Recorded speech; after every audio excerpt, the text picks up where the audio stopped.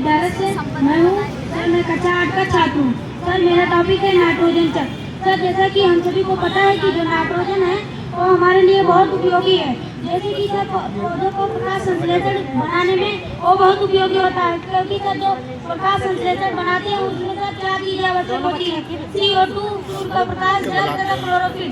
Sir अब आपके दिमाग में आ रहा होगा कि नाइट्रोजन का उपयोग कहाँ होता है। तो सर जो क्लोरोफिल होता है उसके निर्माण में नाइट्रोजन का उपयोग होता है, जिससे सर प्रकाश संश्लेषण की क्रिया में नाइट्रोजन का भी एक अहम भूमिका है। सर इसके बाद जो है ये पौधे की वृद्धि में भी सहायक होता है। सर इसके बाद ये हमारे पारिस्थितिकी तंत्र के संतुलन को बनाए रखने के लिए भी ये सहायक होता है नाइट्रोजन गैस। अब सर मैं अपने मॉडल पे आता हूँ। सर जो नाइट्रोजन स्थिरीकरण, जैसे कि हम सभी को पता है कि सर हमारे वायुमंडल में 78% नाइट्रोजन प्रचुर मात्रा में पाया जाता है, लेकिन सर तब भी पौधे तथा जंतु इनका डायरेक्टली उपयोग नहीं कर सकते हैं। उनका उपयोग करने के लिए इनको एक क्रिया करनी पड़ती है जिसे कहते हैं नाइट्रोजन स्थिरीकरण। सर नाइट्रोजन स्थिरीकरण क्या है? सर वायुमंडल की नाइट्रोजन गैस को घुलनशील नाइट्रेट्स में बदलने की प्रक्रिया को नाइट्रोजन स्थिरीकरण कहते हैं। सर नाइट्रोजन स्थिरीकरण 3 विधियों द्वारा होता है। सर पहला सूक्ष्म विधियों द्वारा। सर जैसे कि हम सभी को पता है कि हमारी मिट्टी में ऐसे सूक्ष्म विधि होते हैं जो नाइट्रोजन का स्थिरीकरण करते हैं। जैसे सर एजोटोबैक्टर नामक सूक्ष्म विधि जो वायुमंडल की नाइट्रोजन गैस को सर घुलनशील नाइट्रेट में स्वतंत्र रूप से सर मिट्टी में फिक्स कर देता है। उसके बाद सर जो लिग्यूमिनस प्लांट्स होते हैं उनकी ग्रंथियों में एक जीवाणु पाया जाता है जिसे कहते हैं राइजोबियम।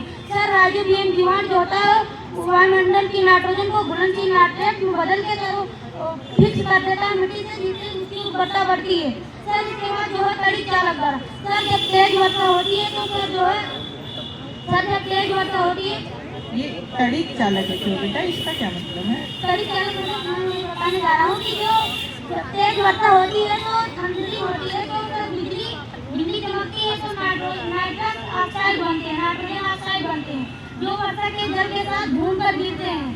तो सर जब घूम कर वो गिरते हैं तो यहाँ पर कैल्शियम तथा मैग्नीशियम ऑक्साइड के साथ मिलकर वो घुलनशील नाइट्रेट में बदल दिए जाते हैं, जिसे मिट्टी में फिक्स कर दिए जाते हैं। इसके बाद सर जो है रासायनिक उर्वरकों द्वारा। जैसे कि हम सभी को पता है कि जो रासायनिक उर्वरक बनते हैं वहाँ से भी वायुमंडल की नाइट्रोजन प्रक्रिया में लाया जाता है। फिर वहाँ से रासायनिक उर्वरकों में नाइट्रोजन मिलाया जाता है, जिससे कि जब खेत बीज में मिलाया जाता है तो नाइट्रोजन एक प्रकार से मिट्टी में मिल जाते हैं। प्लांट की ग्रोथ में नाइट्रोजन का क्या रोल है? क्या है? प्लांट की वृद्धि में नाइट्रोजन का क्या रोल है? मैम प्लांट की वृद्धि में जैसे कि जब वो नाइट्रोजन जो है मैम, जैसे कि जो प्लांट जैसे बताया कि राइजोबियम फिक्सेशन बताया ना कि नाइट्रेट में फिक्स करते हैं। जब फिक्सेशन होती है नाइट्रोजन तभी क्यों इम्पोर्टेंट है प्लांट्स के लिए तभी उसकी उर्वरता बढ़ती है और तभी उसकी वृद्धि होती है। उर्वरता तो मिट्टी की बढ़ रही है ना, मैं पौधों मैं की प्लांट्स के लिए क्यों इम्पोर्टेंट है ये पूछ रही हूँ। क्वेश्चन को ध्यान दो बेटा, प्लांट्स के लिए क्यों इम्पोर्टेंट है? मैं प्लांट के लिए इसलिए इम्पोर्टेंट है क्योंकि सेल लेवल पे जाओ। कोशिकाओं की जो संरचना होती है उसके लिए इम्पोर्टेंट होती है। मैं इसके बाद जब हमारा नाइट्रोजन मिट्टी में आ जाता है 3 तरीकों से मैंने बताया। सर मिट्टी के बाद ये सब पौधों में जाता है, पौधों से मैं सुन लीजिए। बहुत अच्छा बेटा, बहुत बढ़िया।